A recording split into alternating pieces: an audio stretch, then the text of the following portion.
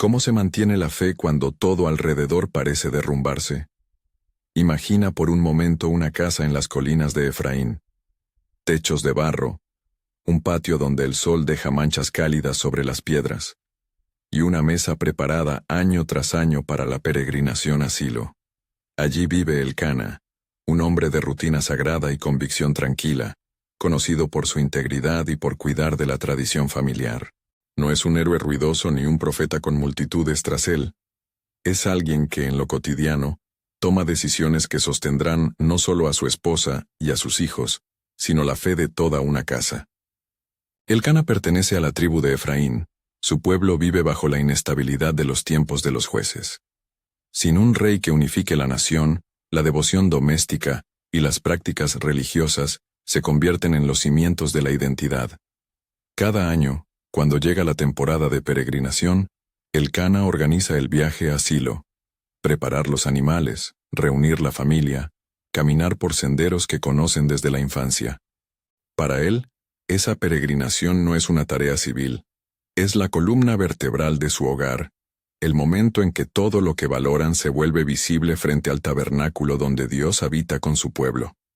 Si esta historia te toca, suscríbete y cuéntanos desde qué ciudad nos miras. Dentro de esa casa hay una tensión que aflige el corazón de quien escucha atentamente. Elcana tiene 2 esposas. Penina, mujer fértil, que año tras año se convierte sin querer en fuente de recordatorios dolorosos. Y Ana, la mujer que sufre la vergüenza de la esterilidad en una cultura donde la descendencia es vista como bendición manifiesta.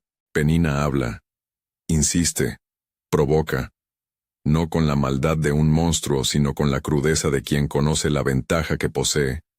Y con cada visita a Silo, su presencia recuerda a Ana aquello que no tiene. Ana recibe la porción de comida, comparte la mesa del sacrificio, pero cuando el olor de la carne asada y el vino llenan el aire, su corazón se encoge. Elcana, que ve la herida, intenta consolar con gestos. Le abre su mano y le entrega una porción doble de lo suyo. Ese acto pequeño y constante, dar más a quien carece, revela la calidad de su liderazgo. Sostener en lo práctico lo que cree en la profundidad del alma. Las peregrinaciones a Silo son el marco donde se despliega la tragedia y la gracia. Prepararse para ir al tabernáculo es una liturgia familiar. Seleccionar el becerro o la oveja para el sacrificio, lavar manos y rostros, beber del agua que atraviesa los caminos, hablar bajito sobre la espera de la decisión divina. Para Elcana, estos viajes son un ejercicio de disciplina espiritual. Camina con la cabeza erguida y el paso firme, no para mostrarse, sino porque la fe en su casa tiene que ver tanto con lo que se dice como con lo que se hace. Llevar ofrendas, enseñar a los hijos a inclinarse, mostrar que la adoración no es un deber leve sino un hábito que da sentido al trabajo de cada día. En una de esas visitas, el conflicto alcanza su punto crítico. La familia está en medio de la comida del sacrificio. La mesa se ha llenado y la atmósfera es a la vez sagrada y cotidiana. Penina, como otros años, hace sentir a Ana la ausencia que pesa sobre su vida. Los labios de Ana tiemblan, su rostro se cubre de sombra. No puede comer. Su dolor es tan íntimo que no es una queja sonora, sino un lamento que se pronuncia detrás de los párpados. En el bullicio, los sacerdotes y los presentes lo observan. Y Elí, el anciano sumo sacerdote que preside el lugar santo, percibe movimiento en la mujer. La ve con los labios que se mueven. En su juicio rápido, piensa que está ebria. Es una acusación que corta el aire, una mirada que podría humillar más. Pero la mujer responde con calma contenida. Ella no tiene vino. Su aflicción es otra. Está hablando al Señor en lo profundo de su ser. Confiesa su dolor y expone un voto nacido en la necesidad. Si el Señor le concede un hijo, ella lo entregará al servicio del templo toda su vida, para que sirva a Dios. La escena es de una intensidad que no necesita gritos. Ana pronuncia su voto como quien deposita una semilla en la tierra seca, con la esperanza, más que con la certeza, que algo brotará. Elí, con la frescura de quien ha visto muchas cosas, le bendice y le añade un deseo: que Dios cumpla lo que ella pide. La bendición del hombre de Dios no anula la complejidad del momento, al contrario, la legitima ante la comunidad. Y aquí es donde Elcana se revela en su verdadera grandeza. Él podría haberse quedado a la sombra, pudiendo ser el espectador que mira sin intervenir. En vez de eso, demuestra que el liderazgo espiritual muchas veces se expresa en palabras de permiso, en el acompañamiento silencioso y en la soberanía amorosa sobre la libertad de la persona amada. Al ver a Ana hacer aquel voto, Elcana le dice algo que suena simple, pero que en el fondo es monumental: que haga lo que su corazón considere correcto, añadiendo que si el Señor cumple su promesa, Él lo aceptará como la voluntad de Dios. No impone condiciones. No decide por ella. Su apoyo es una alianza que honra la convicción de su esposa y su dependencia en Dios. La noticia llega como se anticipa. Ana concibe. El nombre que dan al niño encierra una confesión íntima. Dios ha oído, Dios atendió. Desde el inicio, el nombre es un recordatorio de que en la historia de esa casa actuó la atención divina. No obstante, la alegría no borra lo que fue prometido. Llega el momento en que la familia debe cumplir el voto hecho en la angustia. Preparan el viaje a Silo otra vez, pero esta vez la carga es diferente. No solo llevan ofrendas, llevan un hijo que ha sido fruto de una petición ferviente. Los preparativos antes de la partida son ceremoniosos y conmovedores. Elcana, que ha ofrecido siempre ofrendas al Señor, esta vez trae un becerro de 3 años y también carbohidratos de la alabanza, harina y vino, símbolos del sustento que envuelve la comunión con lo sagrado. En la marcha hacia el tabernáculo, la casa entera respira la mezcla de alegría y renuncia. Para Ana, entregar al niño no es una pérdida casual. Es cumplir la palabra que dio en su noche de angustia. Para Elcana, acompañar esa decisión supone aceptar un dolor interior y, al mismo tiempo, celebrarla como acto de obediencia. Al llegar a Silo, la familia presenta el cumplimiento del voto. Ana toma a su hijo, lo acerca al sacerdote Elí, y como madre entrega lo más querido a Dios. Es una entrega que debe entenderse con delicadeza. No se trata de vender una posesión ni de delegar a alguien un objeto. Es un acto consciente de consagración, de reconocer que la vida que se ganó con tanto anhelo también pertenece, en última instancia, al Señor. Elcana participa de ese ritual con solemnidad. Su voz no se alza en desafío, sino en fe serena. Entregar a Samuel es doloroso, pero esa acción está revestida de la esperanza de que Dios hará algo mayor que la satisfacción personal. Los resultados no son una fórmula automática. La casa de Elcana y Ana experimenta restauración. Dios les concede más hijos, y la vida familiar se llena nuevamente de voces infantiles. Pero el legado más duradero no es la cantidad de descendientes, sino la trayectoria espiritual que nace de una decisión fideligna. Samuel, criado en Silo bajo la mirada de los sacerdotes, crece con temor y reverencia. Su vida será usada por Dios en momentos que marcarán a la nación. No afirmamos que la dedicación del niño garantizó al instante un reinado de prosperidad para la familia. Lo que sí vemos es que la fidelidad en lo doméstico y la obediencia silenciosa de un esposo que sostiene y de una esposa que cumple su palabra pueden producir efectos que trascienden generaciones. Mirar a Elcana desde hoy nos da lecciones concretas sobre cómo liderar espiritualmente en el hogar, sin espectáculos ni dogmatismos. Primero, el liderazgo de Elcana es práctico. No leemos discursos grandilocuentes, sino acciones repetidas. Ofrecer la porción doble a quien sufre, preparar la peregrinación, asumir responsabilidad por las decisiones conjuntas. Es en esos gestos donde se forja la autoridad moral que inspira a la familia a adorar. Ser un Elcana ahora no exige títulos ni sermones perfectos. Exige coherencia cotidiana. Segundo, el respeto por la conciencia del cónyuge. La relación entre Elcana y Ana muestra que el esposo líder no debe usurpar la libertad espiritual de su pareja. Cuando Ana decide consagrar a su hijo, Elcana no responde con celos o imposición. Acepta y apoya. Liderazgo que oprime o que controla termina por destruir lo que busca preservar.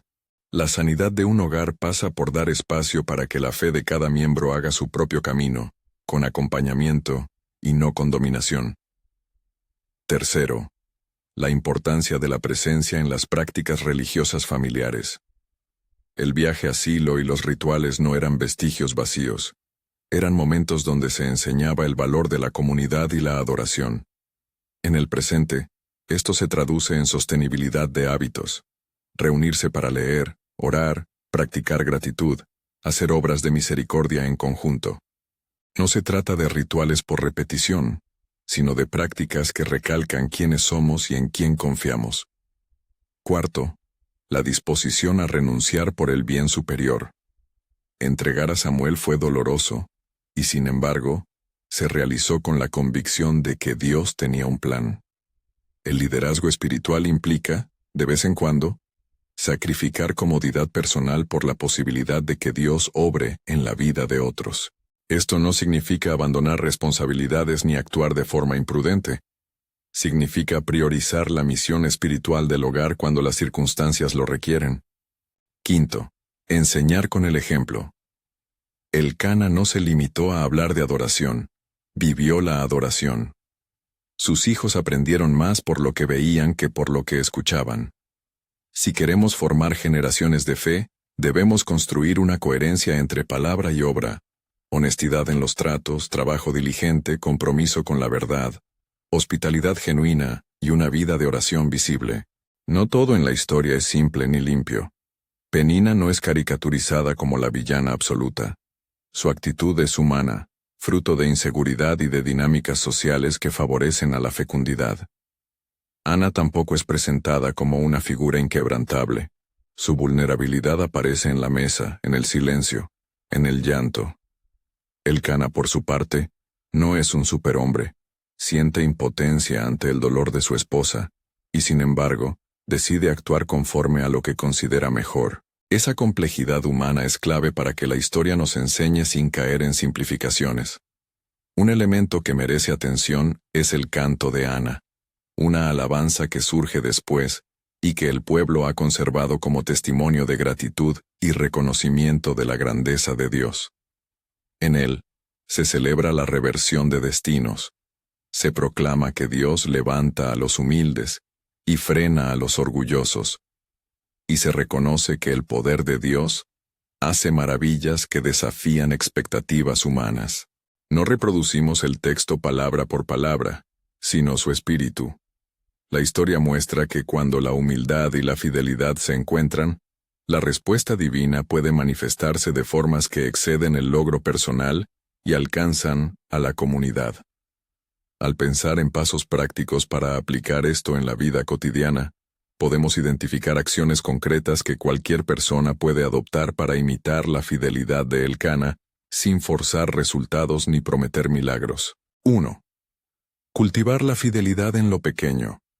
Establece rutinas de devoción doméstica, aunque sean breves.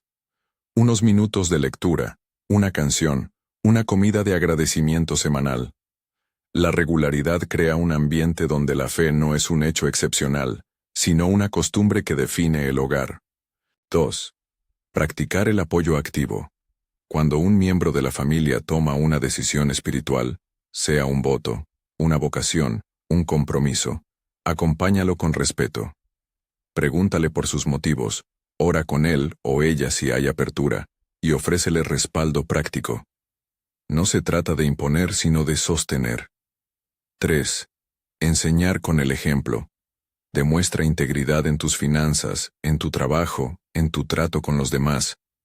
Permite que tus hijos vean que la fe afecta el cotidiano, y no solo los domingos. 4. Priorizar la adoración comunitaria. Busca espacios donde la familia participe de la comunidad de fe. La compañía de otros creyentes fortalece la convicción y protege del encerramiento. 5. Prepararse para la renuncia cuando sea necesario. Reconoce que servir a una causa mayor puede implicar sacrificios.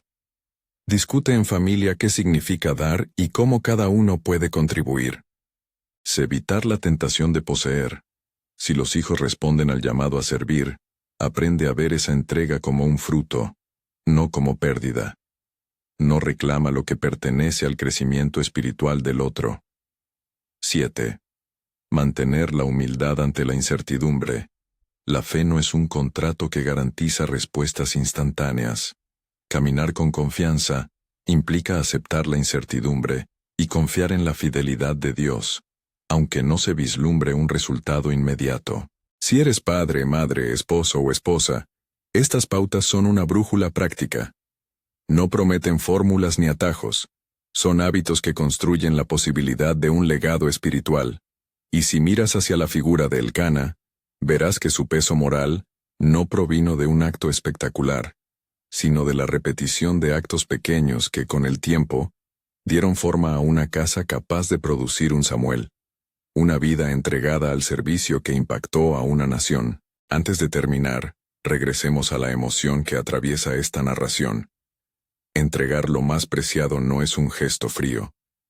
Cuando Ana, con lágrimas de gratitud y de pena, coloca a su hijo en manos del sacerdote, es la culminación de una historia de escucha divina y de compromiso humano. Elcana sostiene esa escena con dignidad, no porque carezca de tristeza, sino porque su convicción es mayor que su dolor. Esa es la imagen que quiero dejar.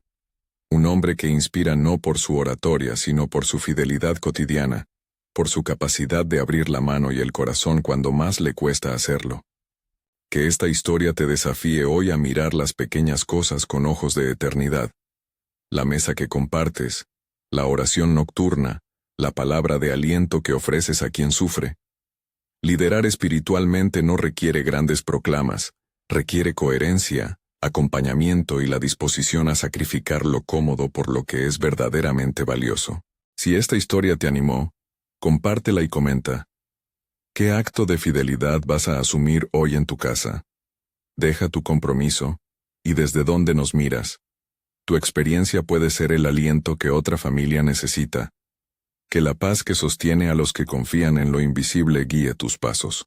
Que, como en la casa de Elcana, la fidelidad en lo ordinario se convierta en puente para que Dios haga cosas que ni imaginamos.